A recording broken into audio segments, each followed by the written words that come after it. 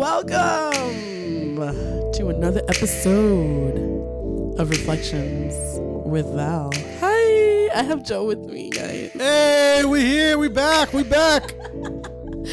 He's enjoying the jams with me today. That's all I'm gonna do. I'm just gonna be the head nodder.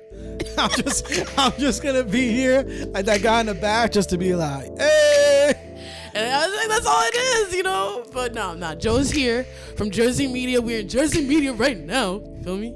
Yes. I am Zane Studios. Thank you for having me. Thank you for having me. Like, this has been a journey, bro. It's been like about to be a year. Almost. How do you feel now? I feel like you know me. I do. Right? To a point. It does take time to really know people. But nah, Val's been, it hasn't even been a year and you've been working. Yes. You know what I'm saying? And the process has been fun, right? Oh my God, the process has been long and excruciating, really, guys. But I'm trying. I learned a lot. Nah, you ain't trying, you doing. Yes, that's the new. That's what you've been saying all year, to be honest. Is it not facts though? Yeah, because you're like, no, you're not trying. You're doing it. Like, you're literally doing it. You're not trying, because I used to always say, yeah, I'm trying to start a podcast. No, you are running a podcast. Yeah, like, what are you doing? You come here every week, you record, you have amazing guests. Right, like, and I'm just fire. like, no, I'm just trying. And he's just like, no. Nah, I feel you though. Like, I actually do that myself sometimes. I get caught up. I still do it. Yeah. Because I think when we say that to certain things that we feel like we have a level at that we're trying to reach to. Yeah. So it's like when people say, oh, damn, you out here working. Like, I'm trying, because what is working? What is that level of working? Yeah. Everybody has a different level of working. So, yeah. I mean, to be honest, it can be like intimidating too. I've realized that I don't know about you, but natural go-getters and hardworking entrepreneurs have this natural knack of intimidating others without us intentionally intimidating them. You're right. Because I think that's what it is. Without realizing, because not many people actually, because it's tough. You know what I'm saying? It's tough out here grinding. It's tough doing a podcast. So when you're actually doing it, right? You know what's kind of crazy? There's kind of like almost a skip. You kind of start off as an entrepreneur as everyone just watching. They just watch and they creep, and they're watching from behind to see if you're actually gonna really do this. The if watchers you're gonna fail, if you're not gonna do it, if you're gonna take it seriously, right? Then it very quickly, before you know it, it could turn into that, like the scared. Not scared as in that, scared as in like, damn, like, okay, like why they in it now? So sometimes many people don't even know how to show that middle process. The middle process? Yeah, that middle process. That's what you call it? Yes. It's like that middle ground. I think that's where I'm at right now. That middle ground of being okay with the gift that I bring and the passion and the platform that I'm carrying and the position, without really much caring in how others feel about it. Like, I can be unapologetically myself, and I'm trying to get more comfortable with that middle ground, where right now it's kind of like I'm in the middle ground where I'm wobbling. Like, I'm aware that I kind of fumble back into the beginning stages of where you do care when others aren't really supporting you, especially the ones that you care about, like your bestest friends and your family, your cousins, your nephew. Those are the people who aren't really going to be there. As he stated, those are going to be the watchers. So I used to always care and being so typically, infected. not all the time, but typically, yeah. Like, typically, I would have my moments, you know. Well, when I say typically, I mean, like, typically it's the ones that you're closest to who sometimes don't give you that natural support, because at the end of the day, they know us. They know, like they know us, right? So like they know. They've been there through the times that you thought about something and said you were gonna do it and you didn't do it. Like, we all humans. Like, we all do that shit. Like, I do. People joke around about me shit, but there's a million things that I said I was gonna do and I haven't done it. There's thousands, but so they know those things. You know what I'm saying? So I think that's kind of that beauty of all that balance, because your audience doesn't know. You know what I'm saying? Unless you show them. Right. of those ups and downs, of those failures, you know what I mean, that we talk about, that realness. But your people, your friends, your best friends know, like, yo, fam, they were gonna start this, and they didn't start that, or they did that for a month, they did that for a year. Yeah. So it's like, I think we also have to remember that as entrepreneurs, like, you know, these people do know you, and none of us are perfect. So it's like they want to make sure you're about your shit. Sometimes people love to make sure that it's something legit before they start support. Yeah, before they start putting in their foot in. Yeah, that's what it is. They want to see if it's legitimate and if it's something worth me supporting or putting in that time. Because what if I do support and then you end your business, and then it's like, oh, what was the point of me investing into you, or even supporting or telling my friends about your business that you started up, whether it was a mom and pop or a marketing business, or you starting to sing. I just feel like, even though I don't agree with that. What? Like, I don't agree with not like waiting till the person is, because that's never gonna work. It's never gonna do us good as creative. Like, it should end. But I get it. Like, you know, you have to understand even the things that you don't like. Yeah. I don't like that. I think that's so trash, because it's like, how do you expect me to grow if you're not going to support me? Like, you know, that's how we grow, is within support and shit. So I don't agree with it, but I understand it. Yeah, how are we going to grow if you're not going to support me? That's deep. That's what I wanted to talk today about, like, because in social media and doing all these algorithms and trying to be on top of your work and just hustling, like I said, that natural intimidation comes, and then you have other people that are now trying to compete against you and all that. Like, how do you, if you're an up and coming entrepreneurship, deal with that? Dealing with all of these people attacking you from different routes and you're not wanting it. Like what? Like, you're just minding your business, you're working, you're in your work, and you have so many people around you trying to attack the thing that you're starting. What do you say to that entrepreneur? Attack is in what? Give me more, a little more details when you say attack. Attack is just come in the way as a distraction in anything. It could be, I'm going to gossip here. I'm going to destroy this person's potential here. I'm going to come in and try to one up this person here. Yeah.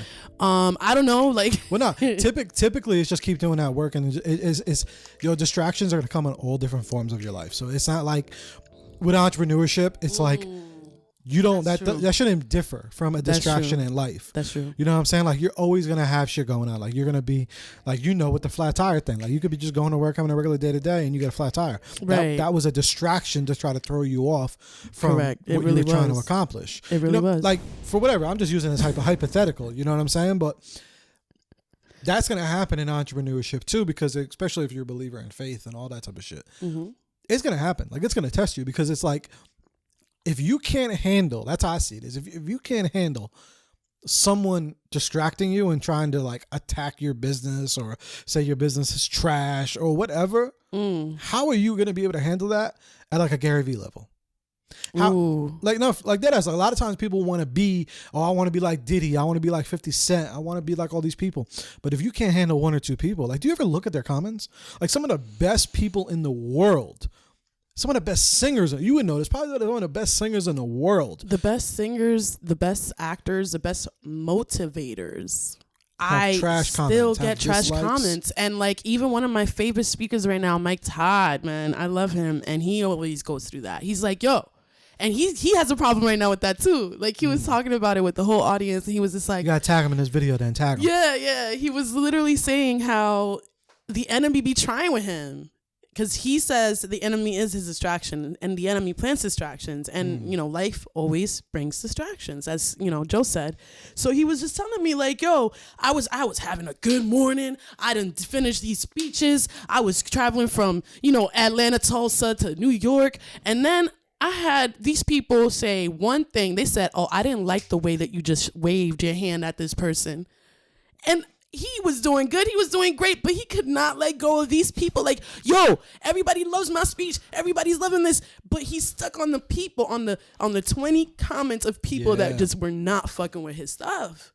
Yo, that shit will drive you crazy. It would. Because it happens so much, and it happens to all of us. Yo, that shit, it will add the fuck up in your life and will really take you down. You know what I'm saying? Like, cause just imagine, like I said, it's beyond entrepreneurship. Like, you have to tackle that shit in your life. And I think that for me, I started doing that early on because I had a lot of adversity hit. and a lot of things coming and going, and a lot of haters. And in that time bullies, period, you were just moving. You weren't even you didn't halt. And if you caught yourself halting, you just to entertain, get back up. You just get back up. Because I saw that as the only way. Like, don't get me wrong, I fall a million times and I felt like crap a million times. I felt depressed a million times. There's times, like I said, I didn't want to be on this fucking earth no more. That like I wanted to give up on life, and so many different times, many times. But at the end of the day, it was like the other option was always like the glass was still at the end of the day always half full versus being half empty. You saw that there was hope. Yeah, there's just there's always more opportunity. Like when you really know what's out there, like I guess maybe just I have a lot of that hope. I always have a lot of hope in me because I'm very aware of what's out there. You know what I'm saying? Like when anything, even let's just say with podcasting, like okay, if we have a bad episode or a bad week, like I'm looking at the goals that I want to reach, and I'm looking at the end zones. I'm looking at Joe Rogan. You know what I'm saying? I'm looking at those. I'm saying it's a possibility. So because I always have that possibility, you know what I'm saying? That it's there, like it's true, it can happen. Like it's not it's fake. obtainable. It's obtainable. Yes. So that's what still keeps me alive. Like having those things in those whatever area it is that it's like, you get stabbed at. It's like, okay, well.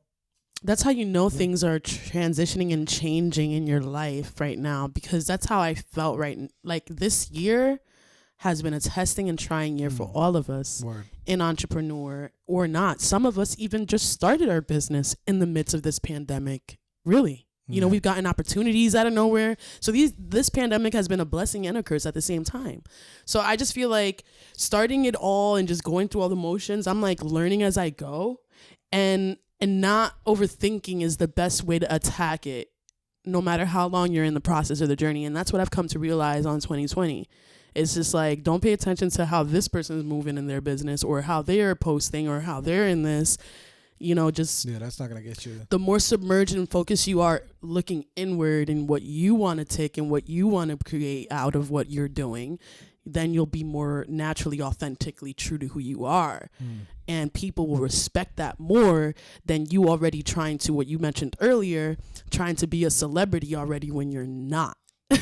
Yeah.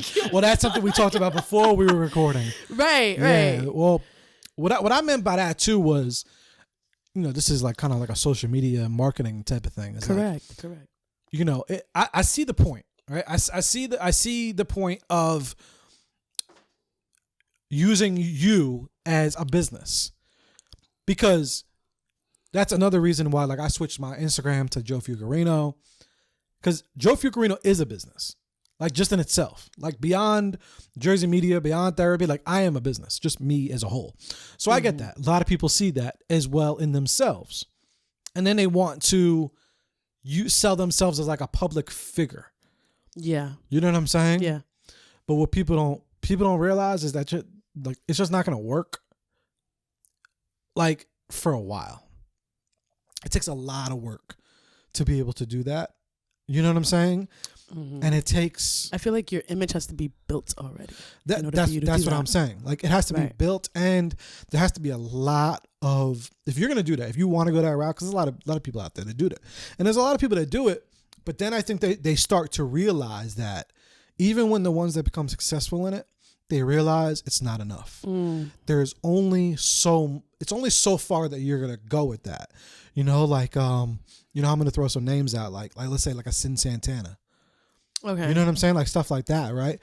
It was like now she's doing super dope things. Mm-hmm. She's doing this Santana Christmas, giving back to single moms. Like she's doing things now with her brand. For a while, it was just, look at me, I'm beautiful. Look at me. You know what I'm saying? And it was cool because you're beautiful and you're fun and you're funny, and that's cool. But eventually, we want more. As humans, we want substance. It's true because it's like you're always marketing you and you're always putting you as a center, and it's like every single time though, Yeah, but like I said, and I think people that do it don't do it from a bad place. They think of it as that public figure script. Like you have to, like that's how you have to do it to become a public figure. Because if you look at these people like these ones that kind of already got famous, you look at like a Sin Santana, and you look at I can't even think about the top of my head, but there's a lot of them that do that. You know, typically I've noticed it kind of more with like females. Mm-hmm. It is typically more like that, or porn stars. Yeah, because porn stars, that's how they're getting their money, and the strippers too.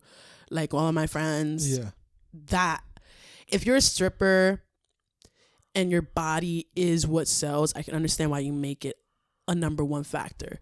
But when you try to sell yourself as a public figure, that means that there's a lot of things and a lot of avenues you can do with that figure. And it really truly depends on what that person really truly wants to authentically express out of that figure. But if I'm over here trying to be a motivator or someone that's trying to edify into other people's lives, I don't think me putting myself as a center, marketing myself as a center on a platform is going to benefit me in that public figure that I'm trying to display. Exactly. I think that would be the wrong way about going about it, because I'm just centering myself in that world, whereas for them, they don't want to do that. They want to hear my messages, and they want my messages to be the core, and they want my speeches to be the core, not me in a bathing suit every single day, not me in a photo shoot looking perfect, not me, went to another event. You look too Barbie perfect for me. Yeah. And I don't feel related to you. Like, and if I feel that way, then I'm sure your audience doesn't feel that way. And they're just gassing you up because that's the real, raw, true reason why you're posting it, because of the attention and the light and the limelight of it, of someone also encouraging your celebration or your award, instead of you just celebrating that in your closed doors by yourself. You know what I'm saying? So it just becomes like, where is your intention? Exactly. You know what I'm saying? Like unless, I don't see a lot of, depths of you. You know what I'm saying? Like if I don't see those different aspects, because like, while you were saying that, I'm just trying to think, okay, like who else? So there's Eric Thomas. Eric Thomas's feed is all him. However, he is digging into so many different pockets. When it's him, it's not just the same post of him. It's not just of him. Right. It is him, because he, again, is the business. Like how I said, Joe Fiorino is a business. Eric Thomas is a business, just him. So everyone is like, depending on how you can create your platform and your entrepreneurship, you are that business. You know what I'm saying? Like you're multifaceted and you are that business. However, you need to kind of be versatile within that. And you have to versatile. That's the key word right there. It's true. Yeah. But people don't want to do that, because there's also the conversation of that. It's kind of like half and half of right now. Like a lot of entrepreneurs, and this is like one of the biggest battles we have, is they say, okay, well, you focus on one thing, get really, really good at it, don't do anything else. Then there's the other half who says, yo, put your hands all in it and just, work with what you can. Mm-hmm. It really depends on the individual that, how they can handle it. Some people can't handle fucking 9 different things. Some people just start things just so they could have it under their title and look fancy. Wow. And then not touch it after that. Yeah. That's an example of what I'm talking about as well. In this entrepreneurship game, it's like, yo, for me and Joe, we work. You know what I'm saying? Like, he's seen it from the moment I stepped in. I had fire on my eyes ready, Word. So she was about it. I was really, truly about it, man. I was sweating in this journey. So I was like, yo, I'm ready. And so when I'm in this journey and I'm moving in this light, there were things that bothered me, and he was like, listen, you're going to know that that's his comment, and you're going to see that, and you're going to come across a lot of that. But yo, that really does take a toll. Like, it's like, yo, why you guys are putting, that's so unnecessary. That's just for your image. That's for your clout. Like, what is that for? Like, it just makes me want to question, like, what is it in your own personal life that you haven't faced that you feel like you need this platform to like feed off, It just makes me question that, like, because sometimes it's what they're taught, though, because it's kind of like, I think it was almost taught to us by a lot of the like certain celebrities did in that. Society. Yeah. You know what I'm saying? Like it's a method that people still do it all the time, but I think we are the product. I'm looking long term. You know what I'm saying? Like long term. Like, they don't bother because long term, those people won't stick out for long. Yeah. Long term, because their heart wasn't really truly in it, they'll just give out. Yeah, like and that's not an issue for us because they're not hindering our path. They're not coming in the way of our business. It's just like, I'm thinking long term. Like, I'm talking long term. You know what I'm saying? Like, I want to make sure that shit is good. I'm not doing this shit for me no more. You know what I'm saying? Like, I'm fine. You know what I'm saying? Like, I'm good. I've had money for a very short period of time, and I've not had money. I've been kind of all in between. I've been very, very poor. I've lived decent, making, pretty good money, as more than what teachers make. And then I had a large amount of money at one time. There was no point. Like, happiness doesn't change that. There's so many other things that are going to really, really change for your happiness. So, and with me, I'm kind of beyond that. You know what I'm saying? I'm beyond that. I mean, obviously I want my personal freedom and all that, but it's like really, it's the bigger picture. It's the bigger stuff, right? Ooh. And I think when you don't have those ideologies and you're like not, it's just not going to work. It's not going to, like, you look at people, and I'm going to kind of name drop here too. And we remember when we met Jack Thriller? Yeah. So we met Jack Thriller, right? And we were supposed to do an interview with him. SOBs. Yeah. And we did it, and then at first I was like, okay, dope. I was kind of hyped that we were going to do the interview, and then COVID happened. And then we didn't end up doing the interview because of COVID happened. And even now, like, I could still get it set up because we were about to have it happen. But I'm not even that pressed because it's like, what do you No, like okay, he was a dope figure, and I'm not even talking shit, but it's like, I know of you, but what do you have to offer me? Like, what you have, there's no versatility that I see. Yes, you have it because we all have it.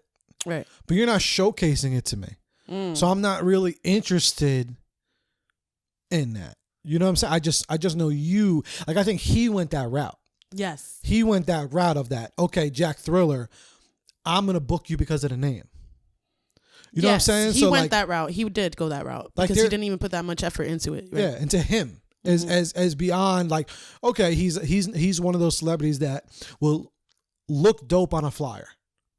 You know what I'm saying? Like, when you see it's presented by, it sounds dope. You know what I'm saying? Like, it's one of those. It's like I said, how Sin, I think, was going back then. She definitely got out of it. But those type of thing, how Cardi was even way back then. You know what I'm saying? Like, it's like, oh, hosted by Jack. You know, it's like those type of celebrities. You know, so there's no versatility there. There was no versatility at all, and he was one of those people that just focused on Jack Thriller is my name, and people are just gonna show up on your show because I'm behind it, and I could literally cancel on you because of COVID, and it's not a big deal. We're not even. Because I don't want to get anyone twisted. He didn't cancel. We just didn't do, because it was literally right at the fucking beginning, right at COVID, like right when this shit was shutting down. So we just couldn't do it. So it wasn't even like that, like a cancel. I remember that. Yeah, it wasn't even a cancel thing. And I'm not even talking about that. I'm just talking about the fact of that. Now I sat on it all these months later, and I'm like, I'm not even that interested. Like, Zane brought it up to me. Yeah.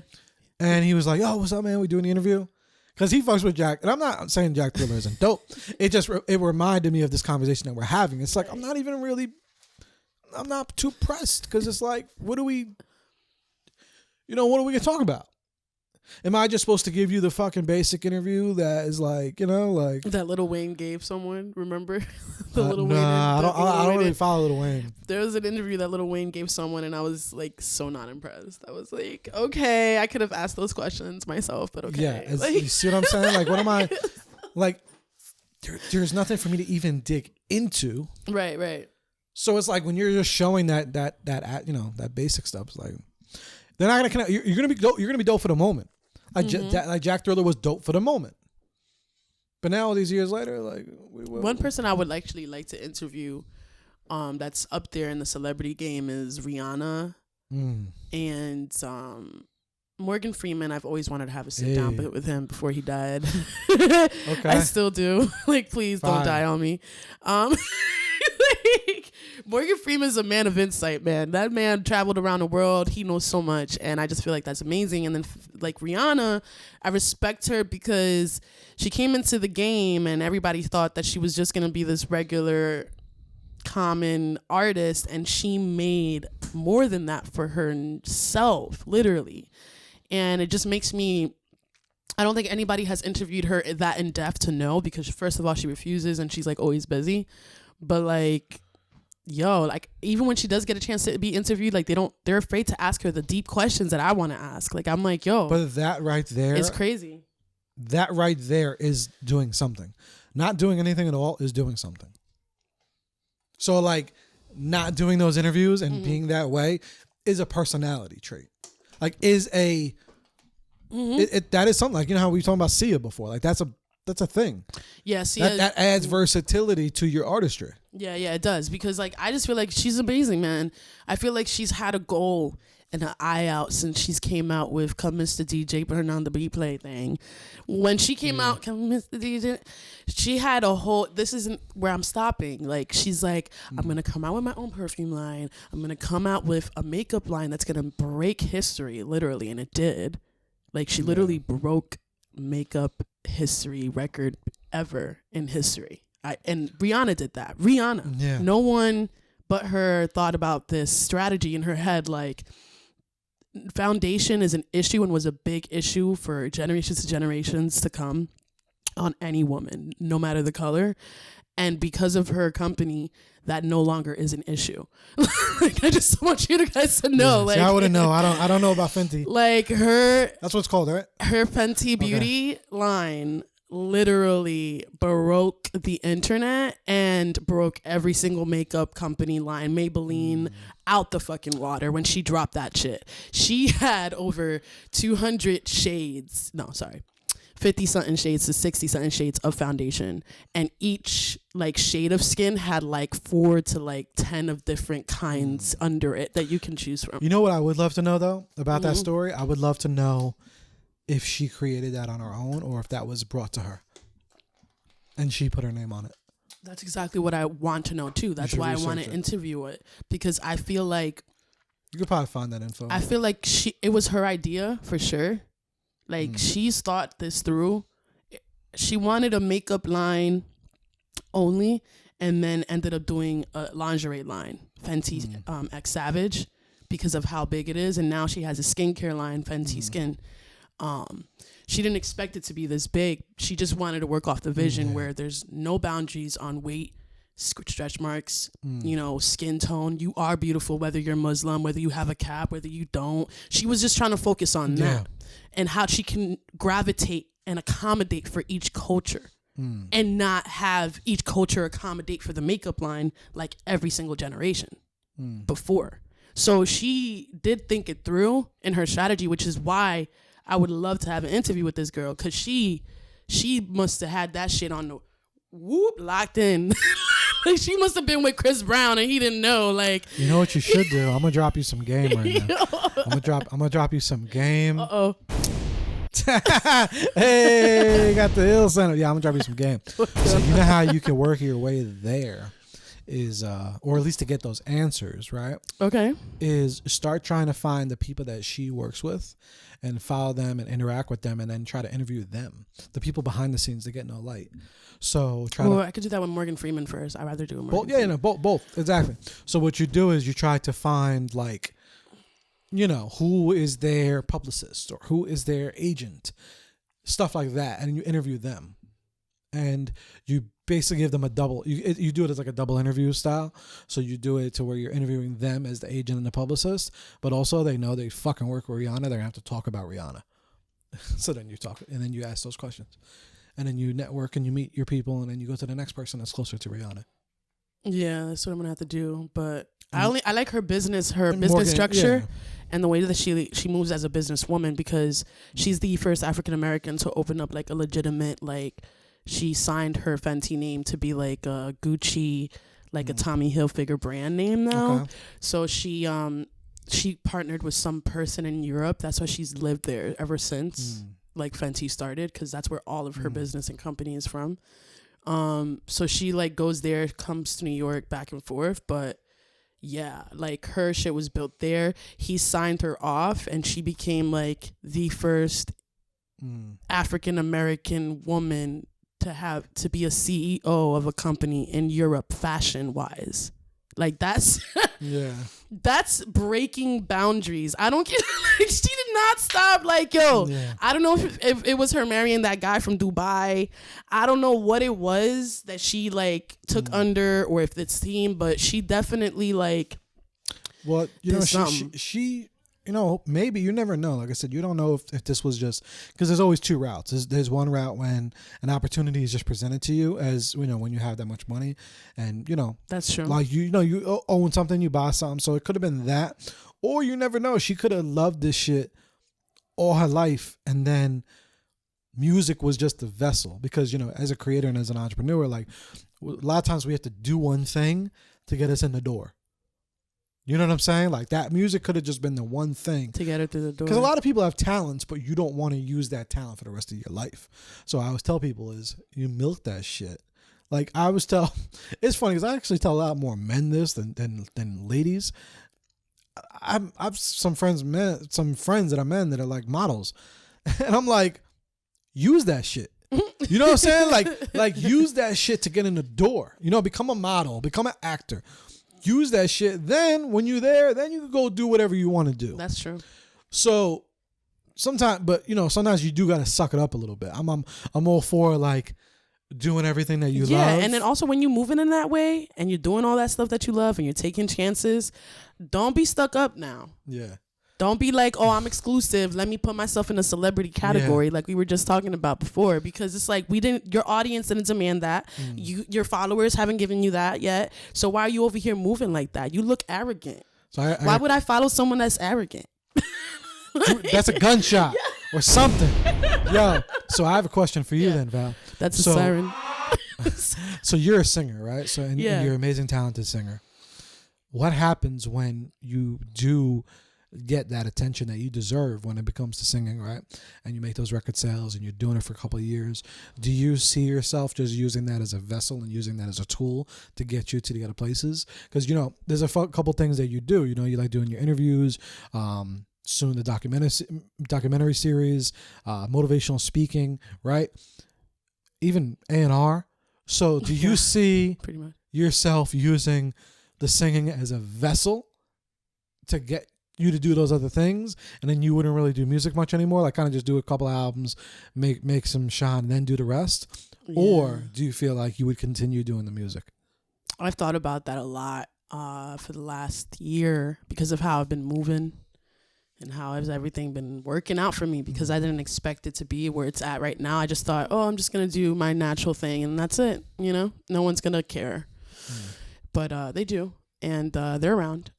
So I don't know. I'm grateful for all of the connections and networks I've made since I started Reflections, talking artists from Ohio and California, Florida that want to work with me. And I'm just like, wow, you know, I don't know what to say. First of all, I'm grateful and thank you all who listen. You know what I'm saying? Like, we talking from Jamaica to UK. I did not expect all of this love. But I just picture my careers, motivational speaking, all of that to be one of those things that I'm going to juggle after I do sing. I think singing is going to have to be the main one. I was talking about that with you the other day, and with the person that's possibly going to be someone that I'm going to be working with long-term wise in the future.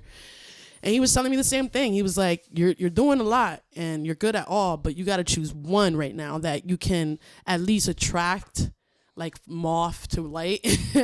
And then the rest will just follow after. And I was like, okay, so if we want to really be technical, I think that the one that really attracts everyone like moth is my singing.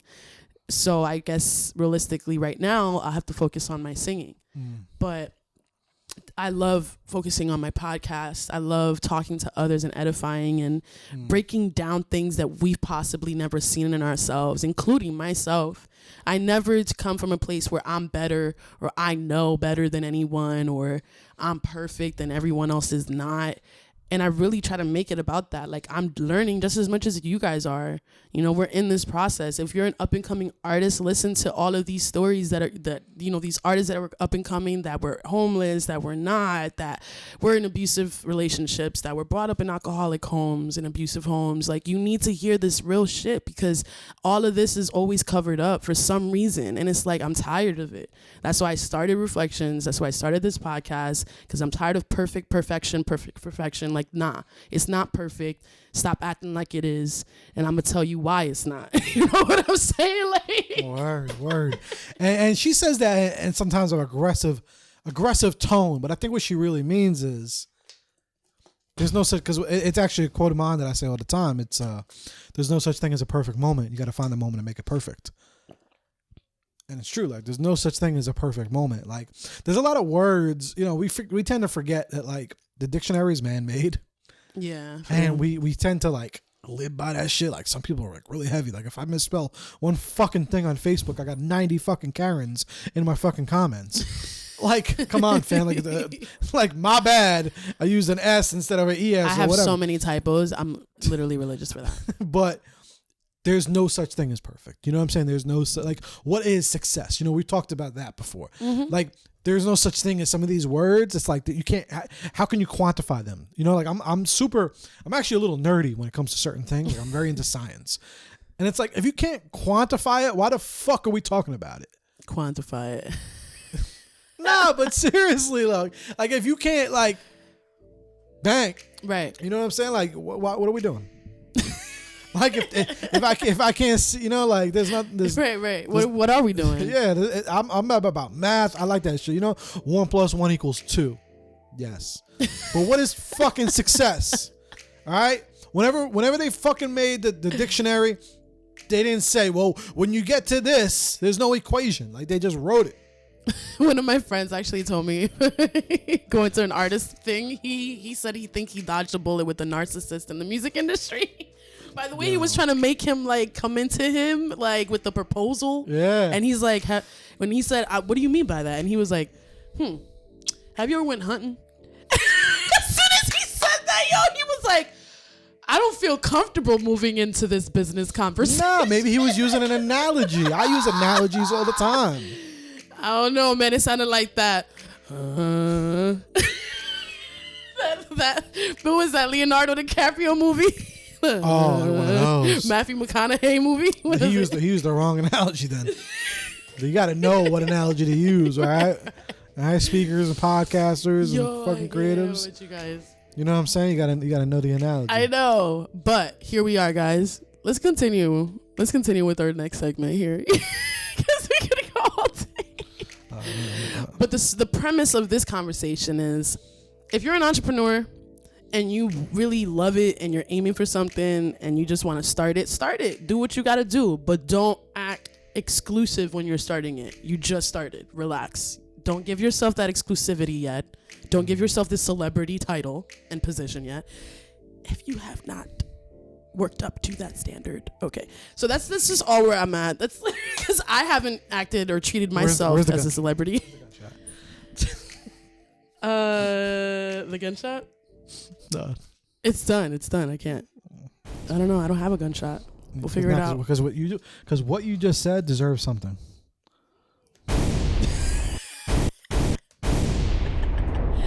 Yeah, just don't come out here acting all exclusive. Yo, and I can't stand when, like, my friends literally reshare the people who have the verified and more poppin' attraction profiles. They'll reshare them most than me, yo.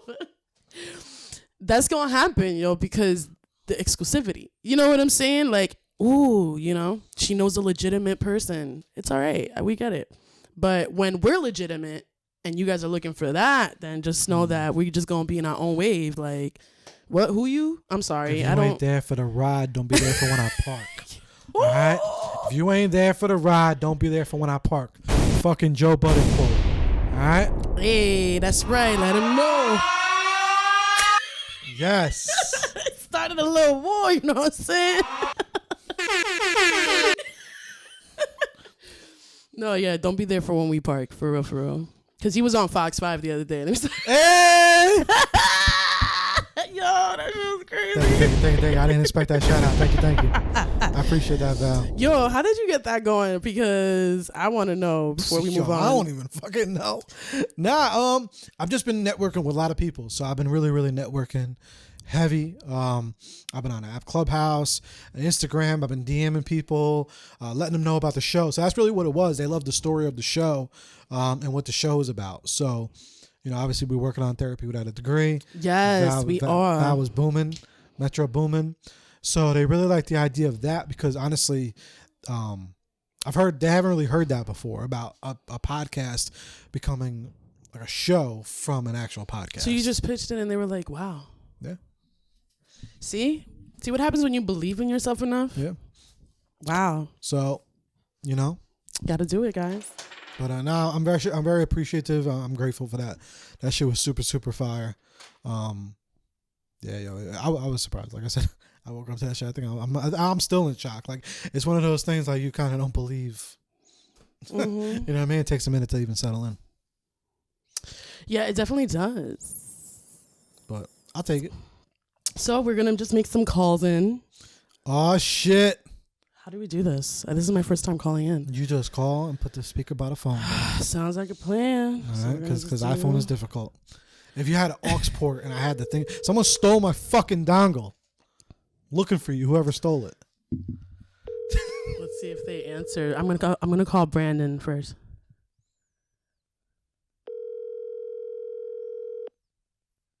Shh.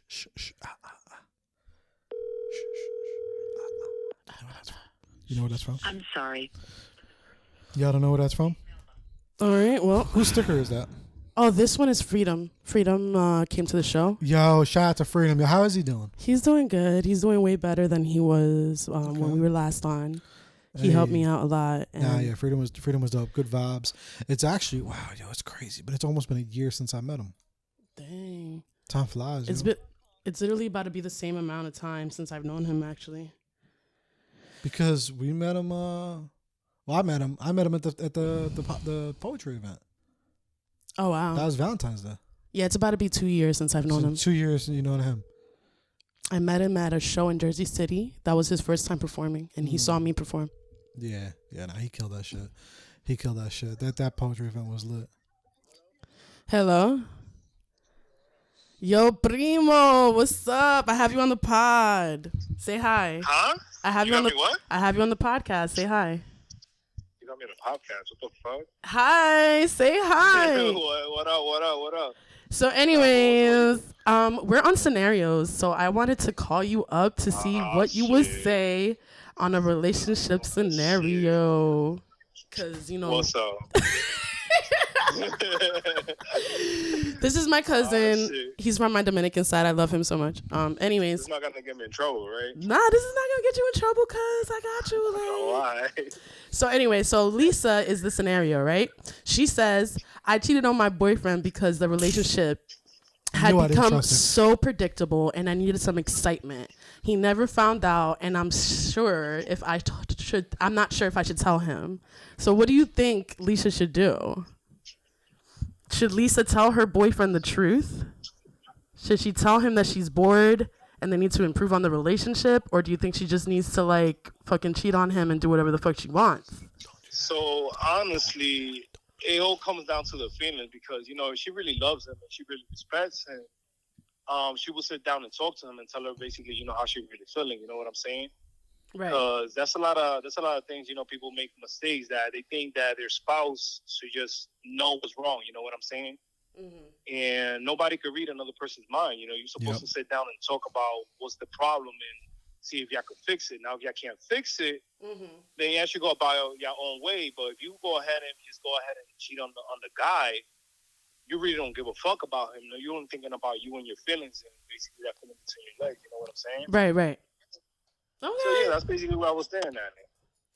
All right, I see you. But what is one thing that you felt like in your relationships, out of all your relationships, what do you feel like it was one of the biggest things that you've learned from them?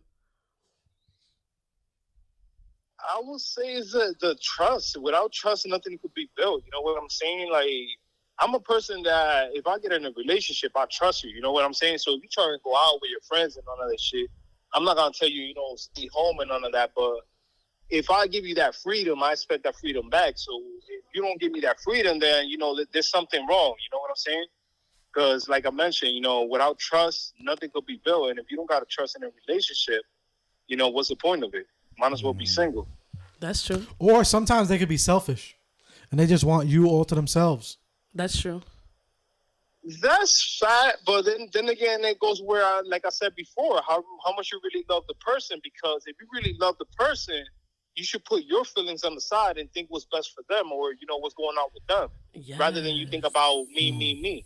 Yep. Well, that's a character trait. Yeah, definitely. So like I told you, it all depends on the person. Their feelings will tell all. Actions, like they say, actions speak louder than words. Always, always. And what's one song that that carried with you out of these relationships? Do you have a song? Oh man, you ever heard "All My Life" by Casey and JoJo? Oh my god! Oh my god, bro! Have you ever? Hold on. You can't ever ask. I want to drink. Have you ever? Drugs when I listen to that song. It's like I'm playing every song. Oh, that's cute. I thought maybe crazy, but that's cute. Yeah, nah, I gotta go classic. They don't make them like before. Yeah, I hear you, Cuzzy. Thank you for answering. I appreciate it. I will never. And call a prima soon, yo. What's up? Nah, yo, I've been working since ever since I came back from vacay. I always just been straight up working. Just today they gave me I was supposed to work tomorrow, but they gave me off, and then I'm gonna be off the next 2 days. So what's up? I'm gonna be home. Just let me know. All right, I'm gonna hit you up when I'm done. All right, no doubt. All right, so I'll call you. All right, Love take you. care. Bye. That's my cousin, man. Love that kid. Word, yo. He was lot. Casey and JoJo, yo, you can never ask, have you ever? Yo, right? He was like, what? I will never cancel that song. You will never cancel that song? Nah, I'll never cancel that song. Never. I don't agree that you should cancel someone's art. I canceled R. Kelly. You canceled his music? Yes. I sure did. Hey, brother. I have you on the podcast. Say hi. He said, what up?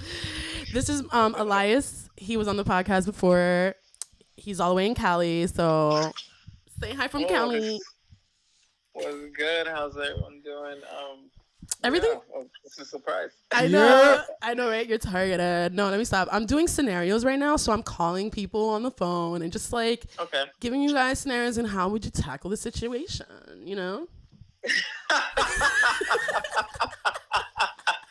I can't with you. Tackle the situation. I fucking love it. But anyways, let's go on. So Amy is in the scenario. She says, my best friends has come starting to date this much older guy. She's 15 and he's like 21. The fuck? She says 15 and 21? Yes. Nah. Oh God. Okay. She says she likes him because he's more mature than the boys our age. He buys her stuff and he has a car. I know he's been asking her to have sex with him. I have a really bad feeling about this guy. I don't know if I should tell her what I think. So, out of this scenario, would you stay out of it? It's none of your business. Should you tell her your concerns of being so much with this older man? Should you just, be like, oh my God, what this guy is doing, he's illegal. You should tell your parents, or go straight to the guy yourself and then handle the business yourself. Ha! First of all, who's buying all this shit? What does he do for a living? First of all. Right, because you're 21 dating someone who's way younger. What are you doing? And obviously, if someone's 15 and he's 21, of course you automatically see them more mature. But you're 15, and as a friend, I will share my concerns and let her make the decisions there, because then at least you've said something, and you could have almost saved the life or saved her from an opportunity that could have been bad. Yeah, for real. You know what I'm saying? So like, come respectfully with this is my concerns on this. Your opinions. For me, honestly, no. Like, no. What, 15, 16, 17, 18, 19, 20, 21? That's like 5, 6, 7 years? Yup, 7 years. Almost 10. No, and then that 21-year-old is still young. Like, he's only thinking about one thing. So that's considered being fucking pedophile. Yeah. That's how what he said. That's a pedophile. That's what that is. Like, even though they're young, it's still being a fucking pedophile. And he's past 18. He should not. No, jail time. That's what I'm saying. That's jail time. That's jail time. Yeah. Yes, that's jail time. He's 21 and she's 15. Like, yeah. She was 12 not too long ago. Like, stop. Yo, word, yo, fuck out of here. Nah, like, at least in this day and age versus like in the 80s where maybe it would have been. Okay. You know what I'm saying? It's a different time. You know, everybody's about sex, fuck. Wasn't that all how that much shit. like Aaliyah and Kelly were the difference anyways? Like they were like that many years apart anyways, right? Yeah, but yes, but well, things were different. Yeah, things were different back then. But still, I mean, R. Kelly may have the moves and the career going, right. and any girl will be dropping panties for an opportunity for that. But this is not. He said this isn't it. Yeah, he ain't R. Kelly. He said this ain't it, sis. Yo, that little girl, she's still growing up. Like, no, that's room to like. He said I can't.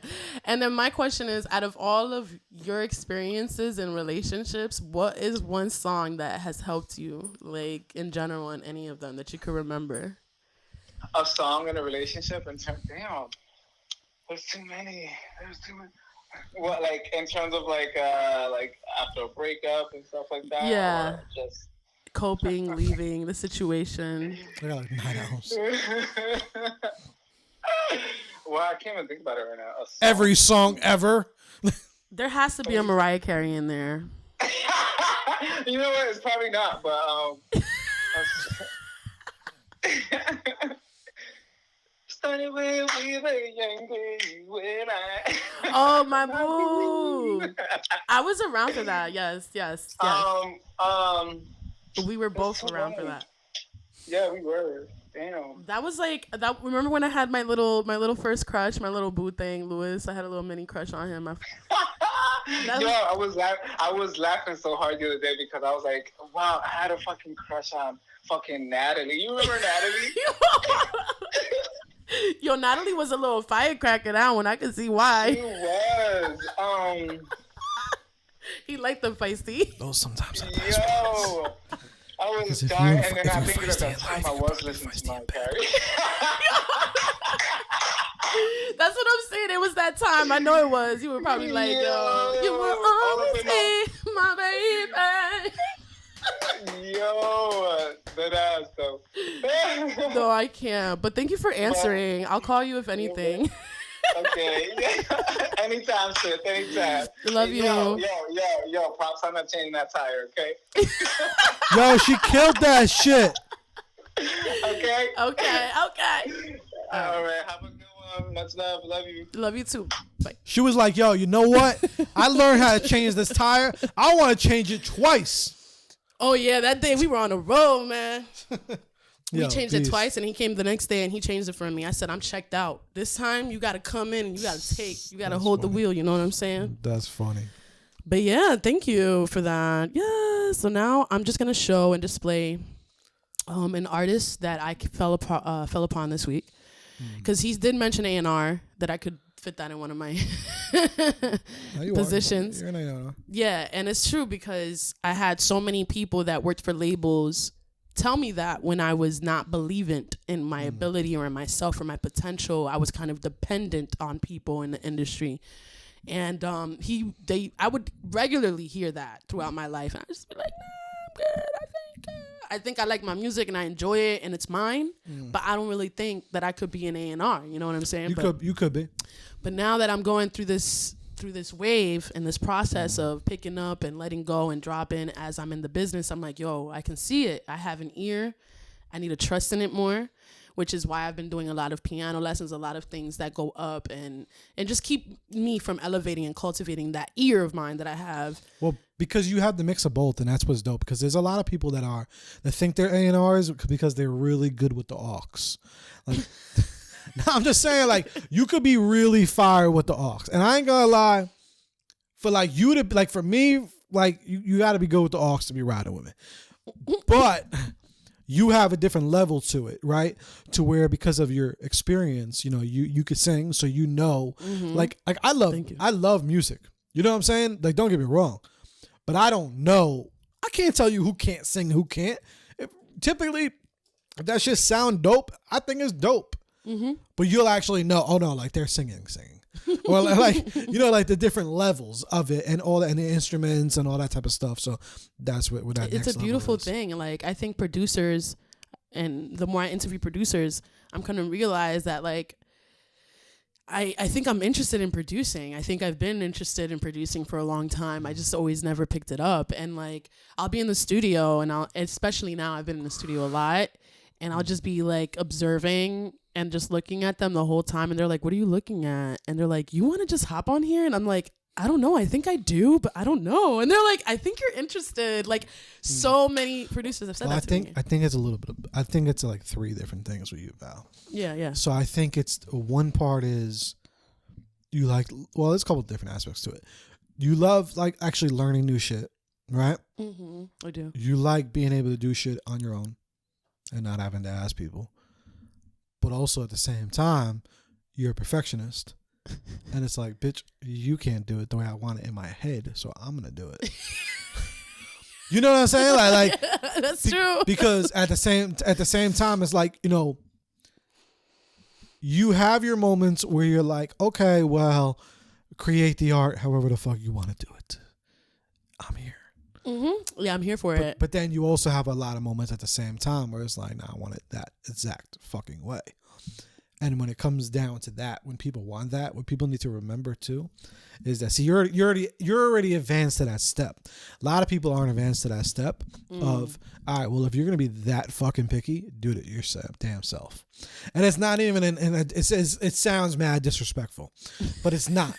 Like, you know what I'm saying? Like, there's some people that like, yo, I do graphics for, websites for, logos for, whatever, and there's a very small percentage of people that are like that. But it's like, yo, you so damn picky that like I'm giving you fire, right? And you still don't like it. It's like, okay, that just means that you got to do it yourself, right? Like, it comes down to that point where at first sometimes I get mad, like you don't recognize the heat, like, you know what I mean? Like, you know how you get like that. Like, even Zane has had that conversation with me too. Like, you certain things like you'll show and they'll be like, but can you do it like this? Like, so you at first as a creator and an entrepreneur, you're like, damn, like they don't recognize the fucking heat. Like, this is fire.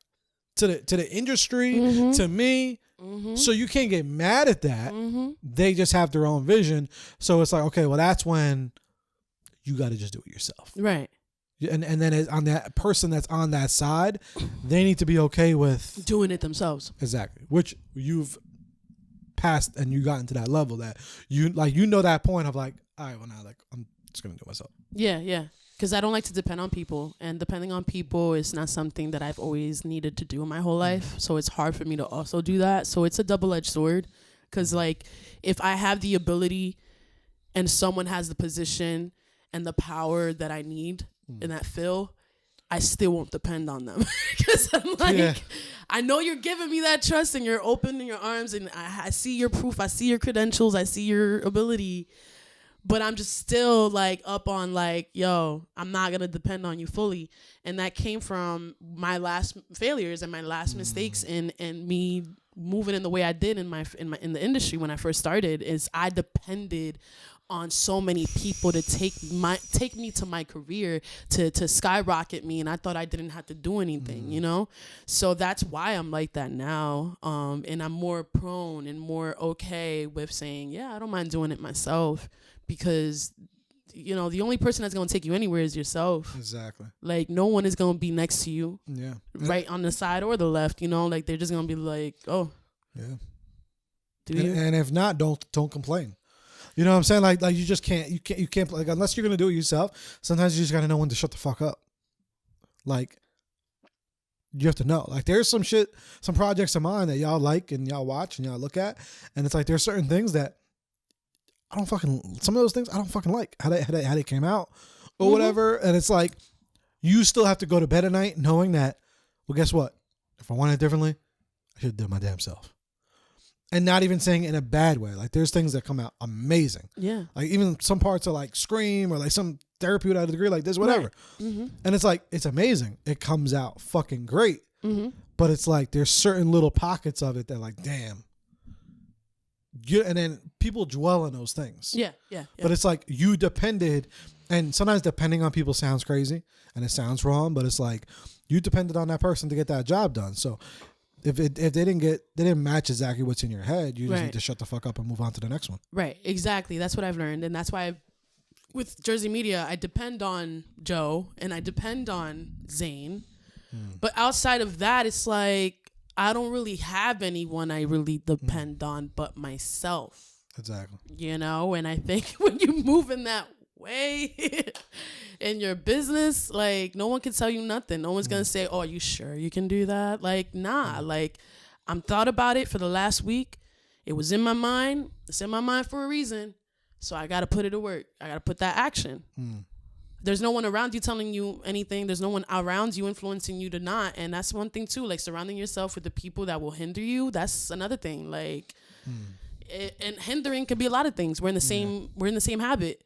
You know, instead of me working on my music and practicing on my scales, you hit me up to smoke. So I'm going to go up and I'm going to smoke with you. But how many times do I smoke with you on a regular?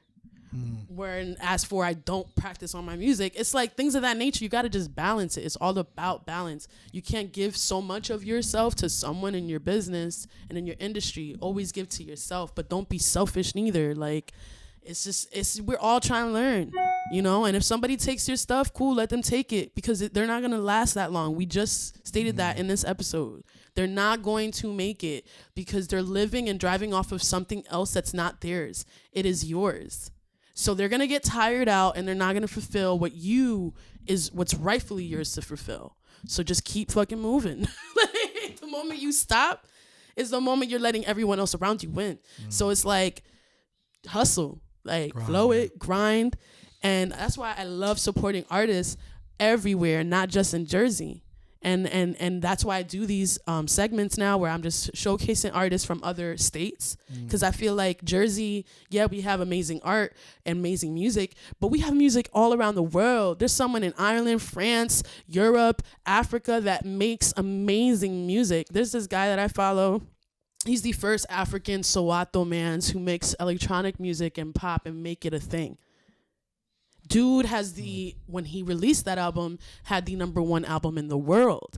But how many people in the U.S. know about this man? No, not really a lot of people. And that's okay, unless you're a music head. You know what I'm saying? I found that guy out through Swish Beats. Swish Beats be bumping him. Like he's a producer, like high up there. He doesn't need to be listening to some random commoner in Africa. You know, like it just makes me, and when I see those things and I see artists, like celebrity artists, Alicia Keys and all these people so eager to look, so eager to always find, and they never stop. It's like, what made you so comfortable in your underground little scene that you got your little limelight and your little, that you don't have to look? Gave you that little scheme, like people have to submit to me. People have to give me their inquiries.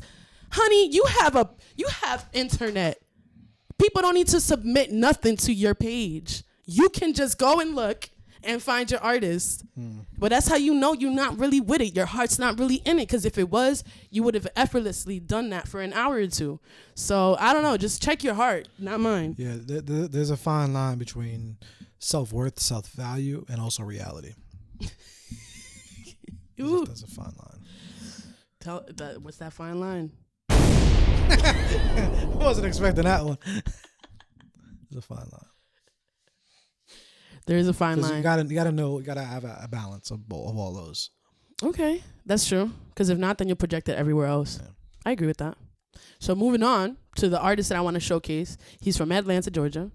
I found him. I reshared him on my page, and we're just gonna listen to the song because, again, I like to choose artists that don't mind talking or rapping or singing about stuff that came from their life, from uproots, who knows, just real life shit, you know, not this make believe whatever. And sometimes I like my little bops, my little out the moment things, but this one's gonna be it was a highlight. It's gonna be a lyric of the week for next week. And yeah, so he's an artist from Atlanta, Georgia. His name is Jam. I like that name because, you know, I always say jams. And it's featuring Bree Feel, like literally Feel. So I love these names, and the song is called Yeah. You can find the video on YouTube. So here it goes. We're gonna listen to it, and then we're just gonna take our interpretation of it after. Hey, yeah. Look. Okay, maybe I am who I say I am. Maybe I'm not what I seem. Maybe I'm not really living at all. Maybe all of this a dream. Either way it go, I have you here, and I would never waste your time. I just want to give you my point of view and hopefully stimulate mine. Now, since I was a youngin' playing in school, I knew that I was that dude who was cool. Graduated with it, that's not important. Just know that I went and paid my dues. Had a lot of friends, set a lot of trends, but to be honest, was empty inside. Struggled with my insecurities, but I chose to keep them all up inside. Hold on. I graduated with. Hold on. That's not important. You didn't hear that? Graduated with it, that's not important. Just know that I went and paid my dues. Had a lot of friends, set a lot of trends, but to be honest, was empty inside. Struggled with my insecurities, but I chose to keep them all up inside. Yep, big fat nose, no, I ain't 6 foot, yeah. Still pulled them hoes, yeah. I probably ain't no good, tired of being second place. I'm more of a first nigga. Back then, man, how I felt, I probably should've murked niggas.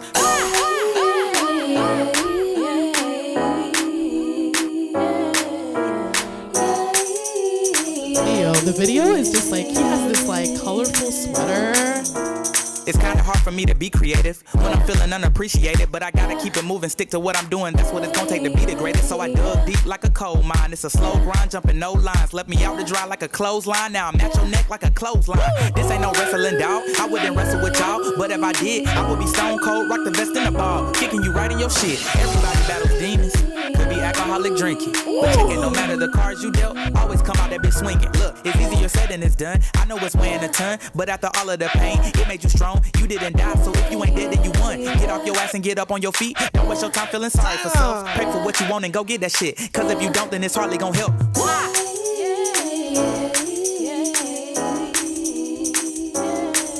Yo, I love when I find new music.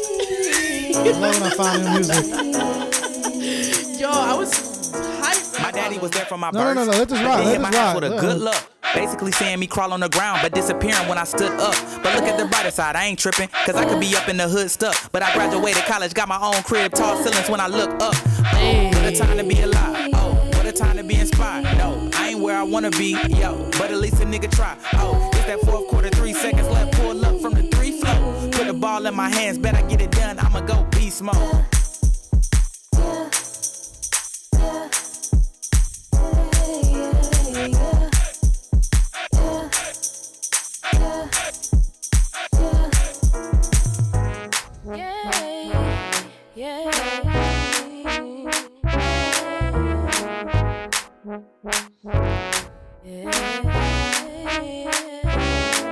Wow.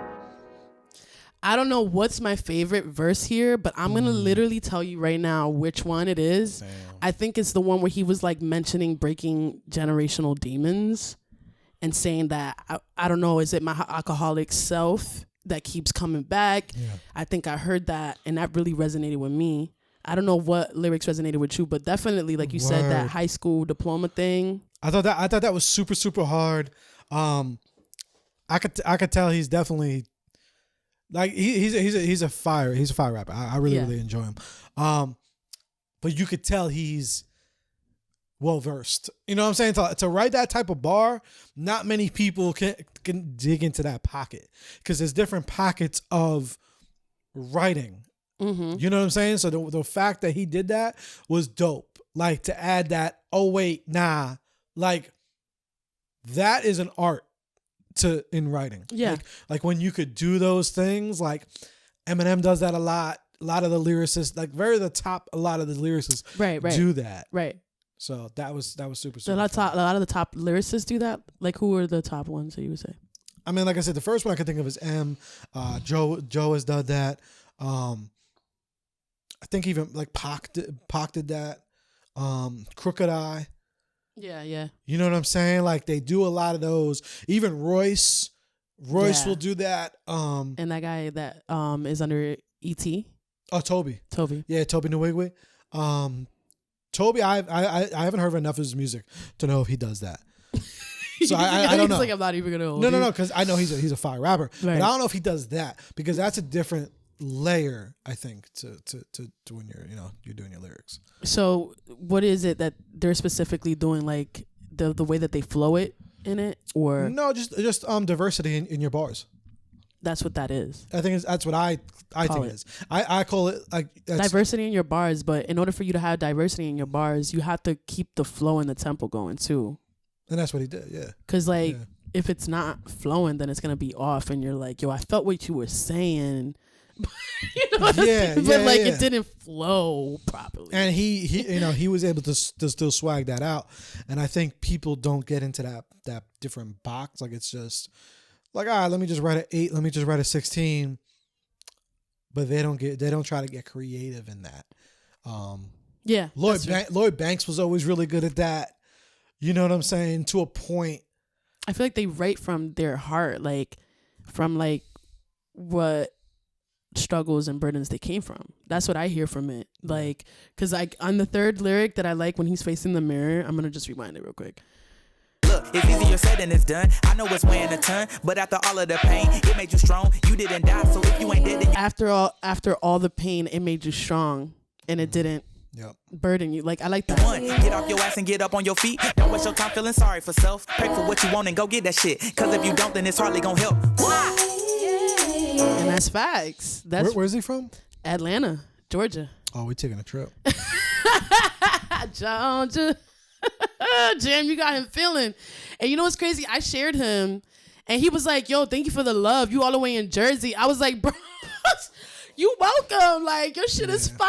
Like it's in that. What I like about him too is because y'all know I like rap, but lyrics and shit. But he is catered, like his flow and everything still sounds like today. Yes. So that's what he's definitely been able to perfect that. Like he didn't lose integrity in his talent. You know what I'm saying? Like in his writing, because a lot of times now people dumb down their talent. So he did not even know he's not dumbed down in his talent, but he's still able to craft it in a way that has today's sound. So that's fire. Let's listen to one more. I was going to literally listen to just him, but I'm on a roll right now. I love listening to music and dissecting. This band I shared last time, but I just really want to listen to it and let's see what this kind of gives us. This is going to be completely opposite from what we were just on. Literally. But is it?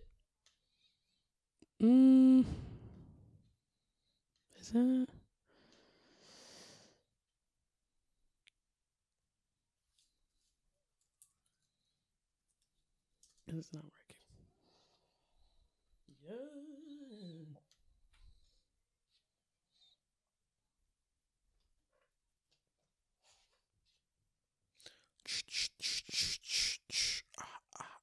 Wow, they don't even have it. What happened? Woo! I'm gonna have to SoundCloud it. That's what happened. Who is it? Who are you playing? I'm playing Rubber Music. I shared them on my last episode. Oh, with the band, right? The band joint? Yes, but they came out with a song recently, literally that week, called Cloudy. And they're amazing. Like that's all I gotta say. Like, yo, I really don't understand what it's like. We about to get the SoundCloud exclusive. This is it right here.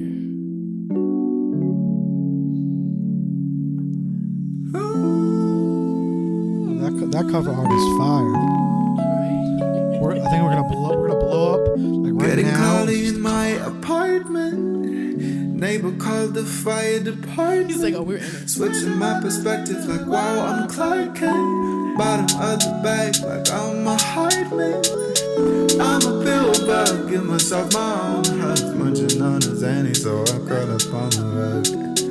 You're a landlord, masochistic cyborg, fucking with your tenants cause you're bored. Getting cloudy in my apartment. Neighbor called the fire department.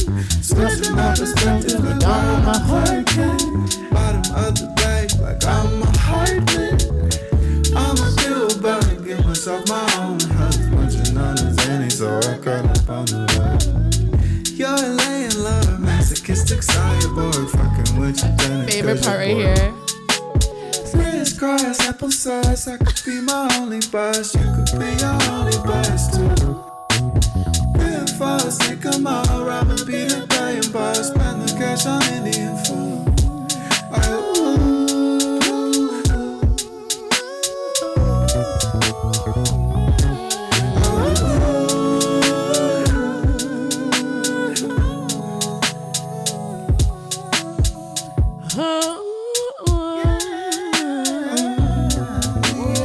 I hear you, brother.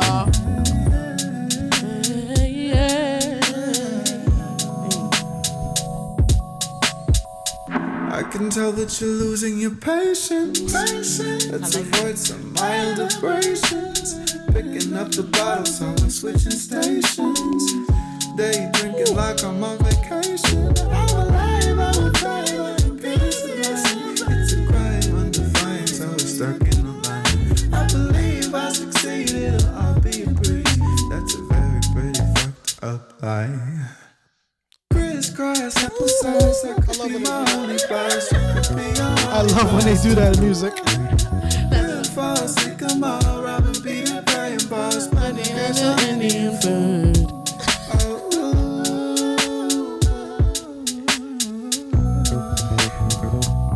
It's that bass.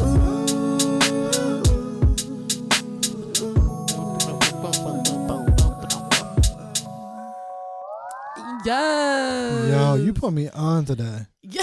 You put me on because I fuck with that. Like that's cleaning the house vibes. Like yo, I think I'm gonna sweep later to that. Like I think I'm gonna. It's motivated me to sweep. I think I'm gonna.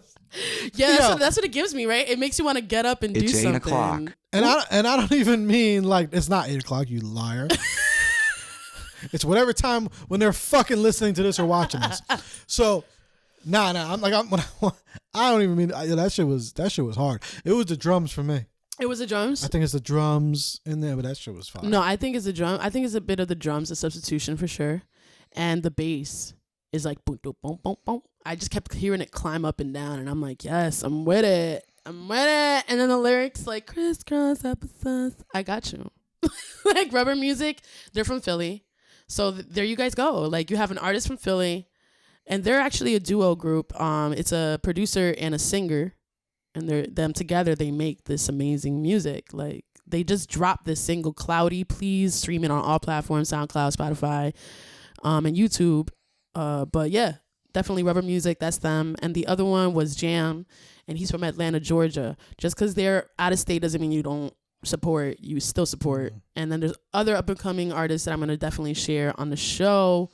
But without further ado, is there anything that you want to say to anybody before we head out? Oh yeah, we leaving? Yeah. Hold on. I'm making sure I save them. What is it called? Cloudy? Cloudy by Rubber. By Rubber. Yeah. Pause. Yeah, I know, right? That's like together they both have long hair, and together they make Rubber. Yeah, that is some fire fucking cover. Where are they from? Philadelphia. Oh, we out. Yeah, we could definitely go there. They underground still? Yeah, like they're underground. They're only 2,000 followers in. Oh, okay. Oh, yeah. Not even.